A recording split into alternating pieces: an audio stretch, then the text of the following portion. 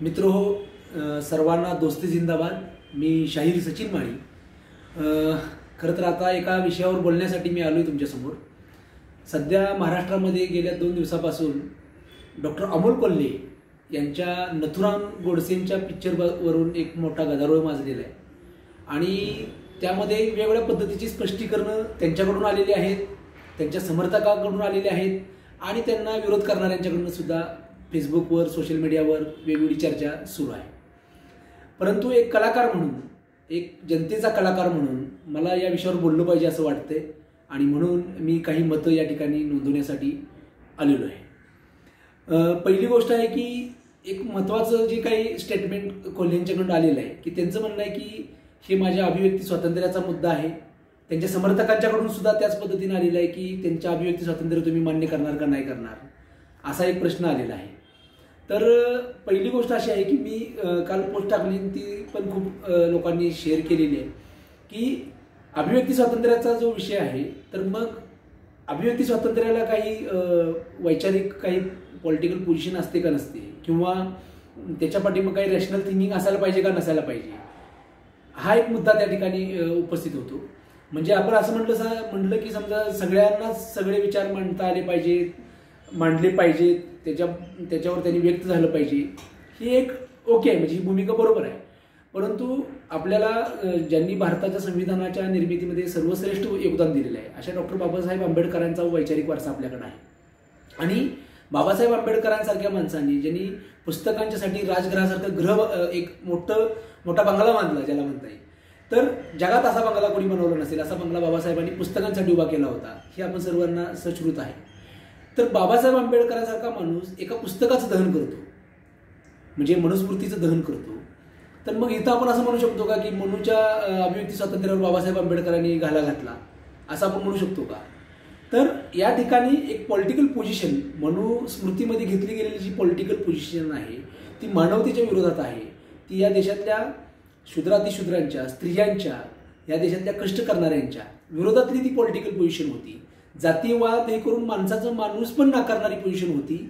म्हणून बाबासाहेब आंबेडकरांनी मनुस्मृतीचं दहन केलं आणि बाबासाहेबांच्या पश्चातही प्रत्येक वर्षी मनुस्मृती दहन दिनाला मानवमुक्ती दिन म्हणून, स्त्रीमुक्ती दिन म्हणून वेगळ्या पद्धतीनं महाराष्ट्रात आणि देशभरामध्ये साजरं केलं जातं। आता हीच गोष्ट आपण नथुराम गोडसेंच्या बाबतीमध्ये या ठिकाणी लावू शकतो।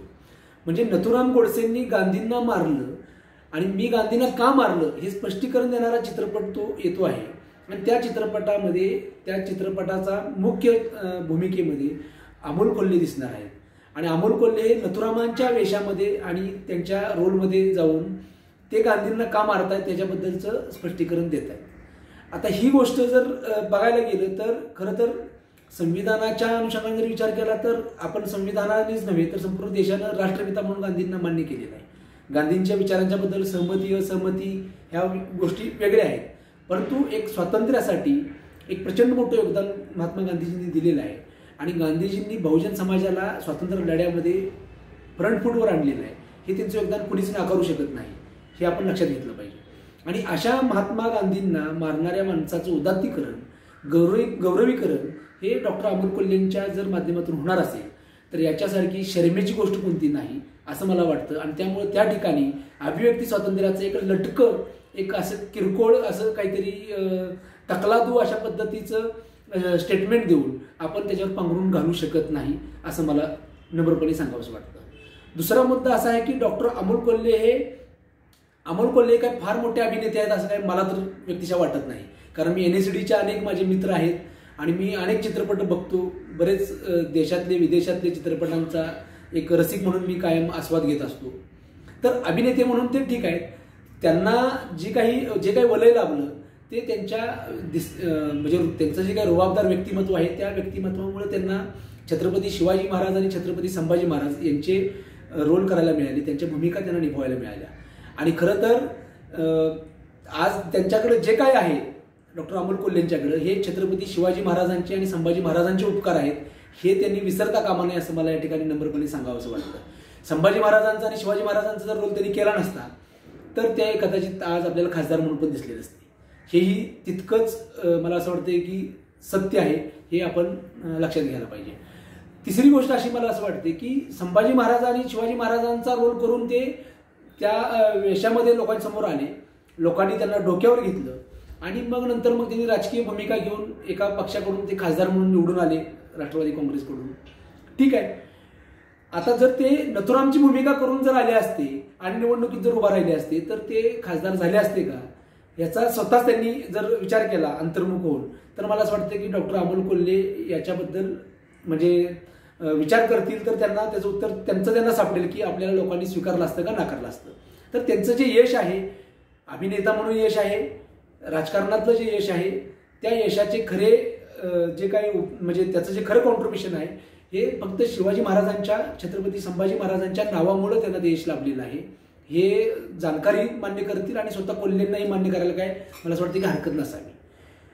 परंतु आता असंही दिसतं की अमोल कोल्हेंचा हा म्हणजे अमोल कोल्हे ज्या वेळेला इलेक्शनला उभारले त्यावेळेला त्यांचे विरोधक जे आढळराव पाटील होते त्यांनी सांगितलं की ते माळी समाजाचे आहेत आणि नंतर एक जातीय ध्रुवीकरण झालं.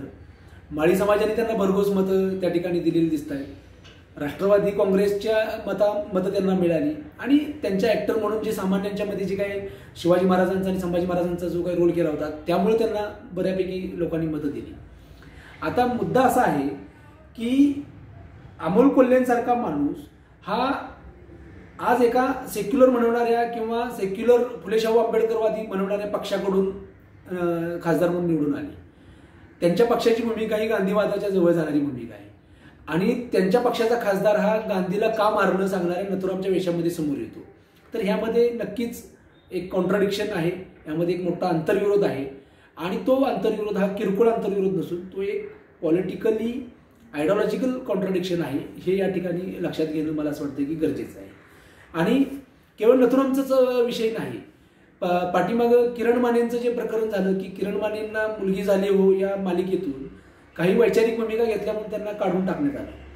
तर त्यावेळेला संपूर्ण महाराष्ट्रामधून लोक किरण मानेंच्या बरोबर उभे राहिले की कलाकारानं राजकीय स्टँड घेतला म्हणून त्याला काढणं हे चुकीचं आहे, मालिकेतून त्याला दूर करणं किंवा त्याला हद्दपार करणं हे अत्यंत वाईट आहे. याबद्दल खूप लोकांनी चांगल्या भूमिका घेतल्या, किरण मानेंना मोठा सपोर्ट मिळाला. त्यावेळेला अभिव्यक्ती स्वातंत्र्याची मांडणी करणारे जे कोल्हे आहेत त्या कोल्हेंनी काय भूमिका घेतली तर कोल्हे म्हणाले की मी अनेक वाहिन्यांशी संबंधित आहे, अनेक वाहिन्यांच्यावर माझ्या मालिका आल्या, त्या यशस्वी झाल्या, परंतु राजकीय भूमिका घेतो म्हणून मला कुठल्याही मालिकेनं कामावरून काढलं किंवा मालिकेतून हटवलं असं काय कधी घडलेलं नाही.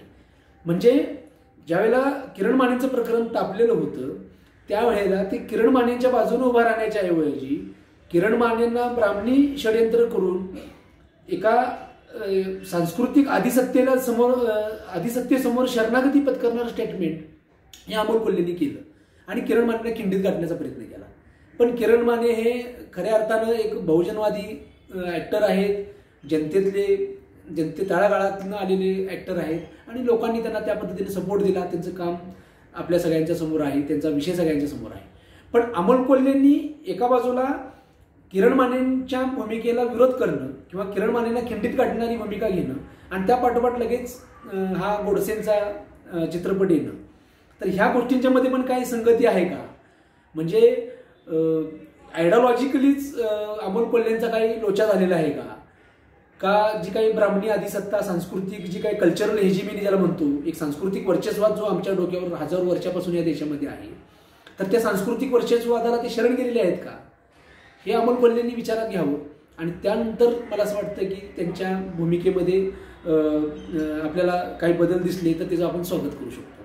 आता त्यांच्याकडून एक स्टेटमेंट असं पण आलेलं आहे की मी 2017ला केलं होतं, मी 19ला इलेक्शनमध्ये लढलोय, खासदार झालोय, तर मला त्याचा संबंध नाही वगैरे असं काही ते बोलतायत.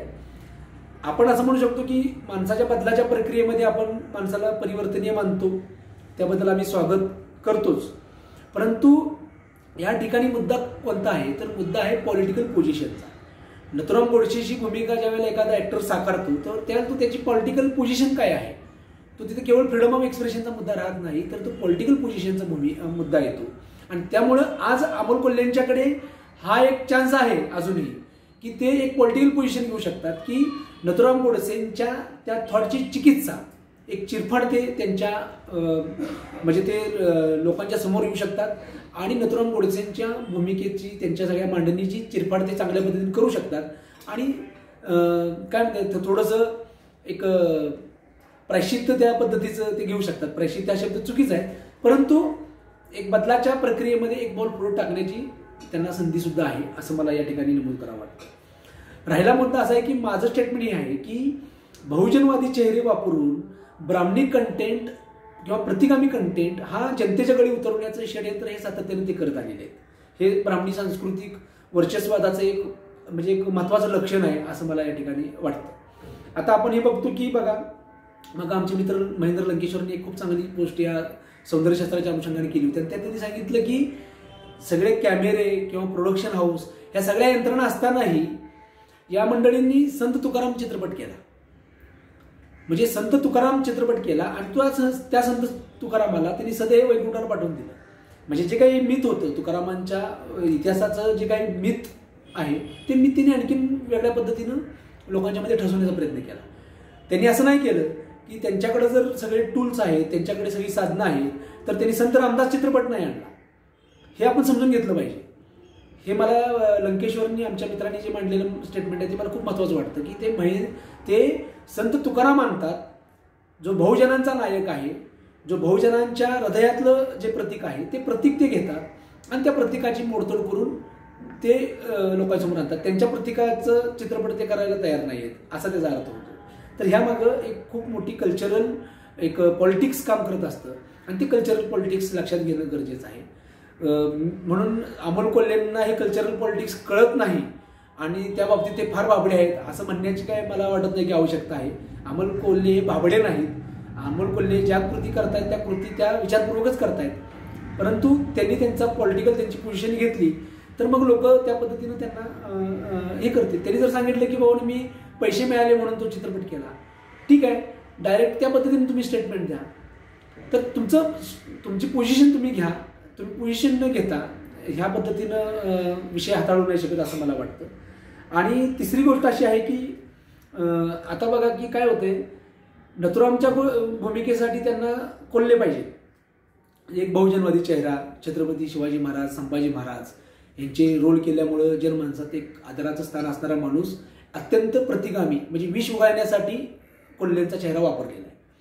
दुसऱ्या बाजूला जो माणूस 2014 साली स्वतंत्र झाला, कंगनाचं जे स्टेटमेंट होतं की आम्ही 2014ला स्वतंत्र झाले, तर त्यांच्यासाठी एक वेगळा स्वातंत्र्य दिन ते साजरा करतील मला वाटतं. तर तो ॲक्टर म्हणजे विक्रम गोखले, तर विक्रम गोखले हे डॉक्टर बाबासाहेब आंबेडकरांचा रोल करणार आहेत अशा आता पाठीमागे चर्चा सुरू होती.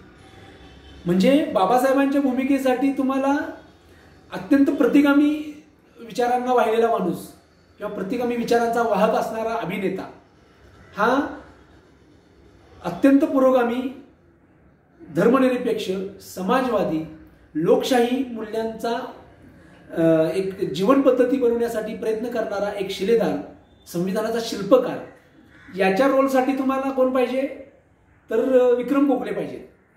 म्हणजे अमृत जे आहे एका अर्थानं, तर ते अमृत दाखवण्यासाठी तुम्ही विषारी माणसं घेताय आणि विष पेरण्यासाठी तुम्ही बहुजनवादी चेहरे घेताय. तर हे कल्चरल पॉलिटिक्स या इंडस्ट्रीमध्ये, फिल्म इंडस्ट्रीमध्ये काम करणाऱ्या सगळ्या बहुजन कलावंतांनी लक्षात घ्यावं आणि ह्या कल्चरल पॉलिटिक्समध्ये आपला सदविवेक जागा ठेवावा, रॅशनल भूमिका घ्यावी. आणि आपण केवळ कलावंत म्हणजे काही आपण ढगामध्ये नसतो किंवा आपल्याला काही बेसलेस नसतो, आपल्याला एक बेस असतो. कलाकाराची प्रत्येक कृती ही एक राजकीय कृती असते. त्याचा आशय, त्याचा विषय, ह्या सगळ्या गोष्टी त्या ठिकाणी मॅटर करत असतात. आणि त्यामुळं डॉक्टर अमोल कोल्हेंनी जनतेची बिनशर्त माफी मागावी. आणि ही जर माफी त्यांनी आता मागितली नाही तर मी तुम्हाला खात्रीने सांगतो की पुढच्या इलेक्शनमध्ये जनता त्यांना याचा जाब विचारल्याशिवाय राहणार नाही. या देशामध्ये बाबासाहेब आंबेडकरांनी दिलेल्या संविधानाचं राज्य आहे आणि त्या संविधानानंच हा देश चालणार आहे. त्या देशामध्ये या संविधानाच्या किंवा या लोकशाही राज्यामध्ये विकृत विचारांना थारा दिला जाणार नाही. हा या देशाचा इतिहास आहे. या देशामध्ये 3000 वर्षापासून प्रचंड मोठं कल्चरल वॉर सुरू आहे, सांस्कृतिक संघर्ष सुरू आहे. आणि ह्या सांस्कृतिक संघर्षामध्ये आपल्या हातामध्ये आज संविधान आहे. या सांस्कृतिक संघर्षामध्ये कोल्हेंसारख्या बांधावरच्या किंवा तळ्यात मळ्यात असणाऱ्या माणसांनी आपला स्टँड घ्यावा आणि जिथं चुकलेलं असेल तिथं मोठे मनानं चूक मान्य करून पुढच्या प्रवासाला त्यांनी निघावं, आम्ही त्यावेळेला त्यांना शुभेच्छा देऊ. पण जोपर्यंत ते केवळ अभिव्यक्ती स्वातंत्र्याच्या ढालीच करून त्याच्या आड जर ते लढणार असतील, त्याच्या आड जर ते लपणार असतील, तर मात्र त्यांना जनता माफ करणार नाही. एवढंच मला या ठिकाणी त्यांना या माझ्या निवेदनातून सांगायचं आहे. आणि एक कलावंत म्हणून मी माझी भूमिका मांडलेली आहे की अभिव्यक्ती स्वातंत्र्यासाठी आम्ही स्वतः अभिव्यक्ती स्वातंत्र्याचा लढा दिलेला आहे, आम्ही सुद्धा दडपशाही सहन केलेली आहे. पण अभिव्यक्ती स्वातंत्र्य हे तुमच्या विचारसरणीचा, त्याच्या पाठीमागे असणाऱ्या विवेकाचा, त्याच्या पाठीमागे असणारा सद्विवेक, त्याच्या पाठीमागे असणारी एक जनताभिमुख भूमिका, ह्या सगळ्या गोष्टींचा तो एक परिपाक असला पाहिजे. केवळ अशा हवेमध्ये अभिव्यक्ती स्वातंत्र्यावर चर्चा करता येणार नाही, असंच मला या ठिकाणी सांगावं असं वाटतं. बरंच बोलण्यासारखं आहे. गिरीश कुबेरांचा सुद्धा आता मध्ये मुद्दा गाजत होता साहित्य संमेलनामध्ये, त्यांना सुद्धा काळं फासलं गेलं, तर त्यावेळेला सुद्धा खूप मोठं गदारोळ माजला. तर ह्या सगळ्या गोष्टींच्यावर एक चांगल्या पद्धतीनं डिस्कशन झालं पाहिजे, एक डिस्कर्स ओपन झाला पाहिजे. आणि त्या ठिकाणी पॉलिटिकल पोझिशन तुम्ही कोणत्या घेताय, ह्या पोझिशनच त्या ठिकाणी मला वाटतं की निर्णायक ठरणार आहे. कारण कलावंत हा अंतिमतः राजकीयच असतो, तो त्याचं राजकारणच घेऊन उभा करत असतो. कल्चरल पॉलिटिक्स हे आपल्याला आपल्या बहुजनवादी कल्चरल पॉलिटिक्स, अब्राह्मणी किंवा समतावादी, फुलेवादी, आंबेडकरवादी कल्चरल पॉलिटिक्स आपल्याला उभं करण्याशिवाय आणि बुद्धाकडे जाण्याशिवाय या देशाला पर्याय नाही. एवढंच मला या ठिकाणी नमूद करायचं वाटतं. धन्यवाद. जय भीम. दोस्ती जिंदाबाद.